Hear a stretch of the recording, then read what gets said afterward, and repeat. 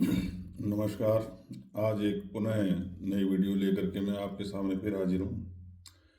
करुणा दृष्टि इंद्रजीत बेनीवाल की तरफ से आप सभी को प्यार भरा नमस्कार। आशा करता हूँ कि आप सभी अपनी जगह पर खुश होंगे, मस्त होंगे। आज का जो मेरा विषय है वो एक ऐसा विषय है जिसके संदर्भ में वर्तमान समय में हमें चर्चा करने की बहुत बड़ी आवश्यकता है। हर कोई, चाहे वो युवा वर्ग है, चाहे कोई अन्य वर्ग है, वो चाहे राजनीतिक क्षेत्र में हैं, हम हमेशा एक दूसरे की आलोचना करते हैं। आलोचना करना कोई बुरी बात नहीं है, लेकिन आलोचना सत्य आधारित होनी चाहिए। जैसा किसी ने कहा भी है कि निंदक नीरे राखिए, आंगन कुटी छुआए, बिन पानी बिन साबुन के निर्मल करे सुभाए। जिंदगी में आलोचक ऐसा होना चाहिए जो कि सही कमियों को उजागर करे। जिस प्रकार से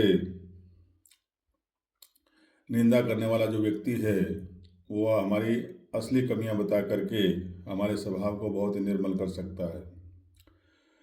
युवा वर्ग को भी इस ओर ध्यान देना चाहिए। आज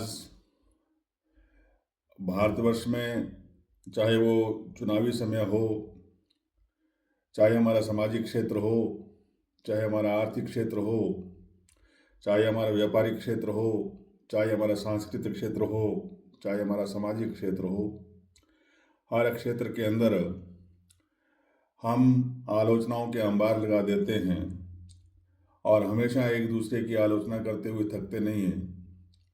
लेकिन ऐसे आलोचनकर्ताओं को ये अवश्य ध्यान रखना चाहिए कि जिस आधार पर हम आलोचना कर रहे हैं, क्या वो हमारा आधार सही है? क्या हमारी आलोचना के माध्यम से किसी व्यक्ति का जीवन संवर सकता है, सुधर सकता है? तभी हमें आलोचना करनी चाहिए। ऐसी बातें नहीं करनी चाहिए जिनका कोई आधार नहीं हो, जिनकी कोई बुनियाद न हो, जिनकी कोई नींव न हो।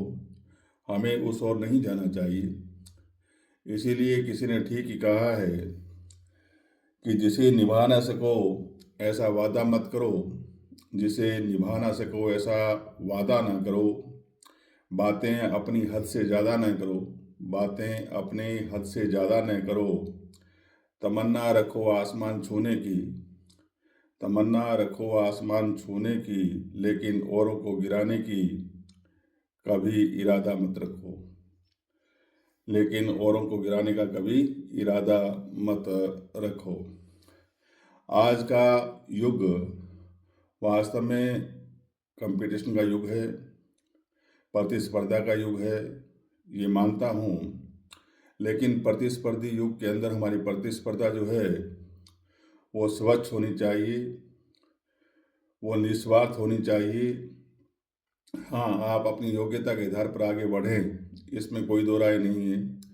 लेकिन किसी को गिरा करके आगे बढ़ना या बेबुनियाद की तरह उस पर लांछन लगाना, ये आज समाज के लिए अच्छी बात नहीं है। समाज हमारा टूटता जा रहा है, बिखरता जा रहा है। युवा वर्ग दिशाहीन होता जा रहा है। एक तो नशेखोरी की लत ने और समाज में फैल रही इन बुराइयों ने हमारे युवा वर्ग को इस तरह से जकड़ रखा है कि उन बेड़ियों से छुटकारा पाना बहुत ही मुश्किल काम हो गया है। आज समाज के जिम्मेवार जो लोग हैं वो सिर्फ बातों करने में मशगूल हैं और धरातल पर काम करने वाले लोग बहुत कम हैं। इसी कारण से आज जो वास्तविक रूप में कार्य होना चाहिए, चाहे वो शिक्षा क्षेत्र में है, चाहे वो सामाजिक क्षेत्र में है, चाहे वो राजनीतिक क्षेत्र में है, चाहे वो आर्थिक क्षेत्र में है, चाहे हमारे निजी क्षेत्र में है, किसी भी क्षेत्र में की बात कर लें, हम सिर्फ मुनाफाखोरी के पीछे लगे हुए हैं। और जब तक हमारी ये प्रवृत्ति रहेगी तब तक हमारा समाज खोखला होता चला जाएगा। और यही मैं कहता हूँ कि आज का जो विद्यार्थी वर्ग है आज का जो युवा वर्ग है उसको इन बातों को समझना होगा। हमारे शिक्षक वर्ग को इस ओर ध्यान देना होगा। हम सिर्फ किताबी ज्ञान दे करके समाज को नहीं सुधार सकते हैं। सामाजिक ज्ञान के साथ साथ जितनी भी योजनाएं चलती हैं सरकार के द्वारा, योजनाएं जरूर चलाई जाती हैं। सामाजिक चेतना के लिए चलाई जाती हैं, बच्चों में बौद्धिक विकास के लिए चलाई जाती हैं, खेल के प्रति जो योजनाएं चलाई जाती हैं, उन योजनाओं का इम्प्लीमेंट कहाँ तक हो रहा है, इस ओर हमें ध्यान देना होगा। और वो वही लोग दे सकते हैं जो धरातल पे काम करते हैं, वास्तविक रूप में काम करते हैं। सिर्फ बातें करने या कागज़ के माध्यम से योजनाओं को चलाने से किसी भी योजना का सफल क्रियान्वयन नहीं हो सकता है।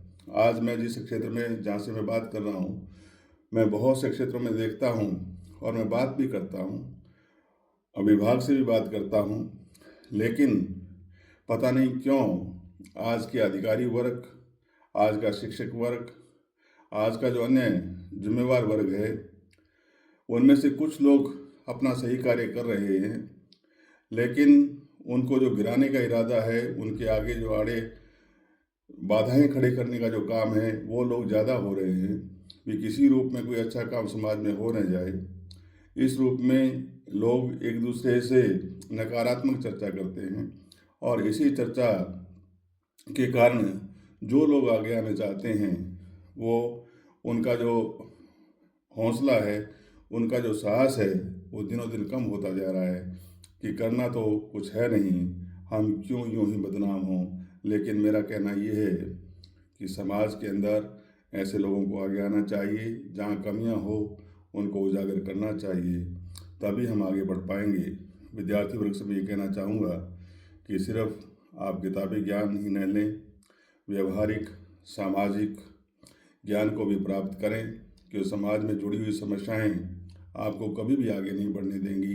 जब तक आप उन कमियों को दूर नहीं करोगे, सच्चाई के मार्ग पर नहीं चलोगे, खेल के मैदान से आप नहीं जुड़ोगे, आपके अंदर शारीरिक और मानसिक बल जब तक नहीं आएगा, तब तक आप आपका विकास नहीं कर पाएंगे, अपने समाज का विकास नहीं कर पाएंगे। इसलिए मैं कहता हूँ कि जो समाज के जिम्मेदार लोग हैं उनको आगे आना चाहिए और समाज में फैली इन बुराइयों का, जो हमारा एक दूसरे की टांग खींचने का जो रवैया है, उसको कम करना चाहिए, ताकि हम आगे भी हमारे स्वच्छ समाज का निर्माण कर नई पीढ़ी को सौंप सकें।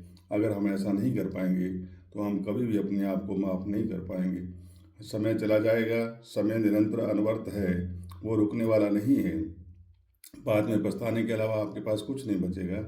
यही मैं कहता हूँ कि अभी समय है, जागिए और समाज के अंदर जो भी राजनीतिक भागीदार हैं, जो अपने पदों पे कार्य कर रहे हैं, उन लोगों को भी सोचना चाहिए कि हम किस तरह से एक अच्छे युवा समाज का, एक अच्छी पीढ़ी का निर्माण कर सकते हैं।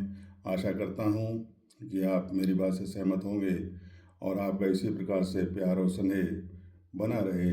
इसके लिए आपका बहुत बहुत धन्यवाद, बहुत बहुत आभार। आगे फिर एक नई वीडियो के साथ आपसे फिर मुलाकात होगी। जय हिंद, जय भारत।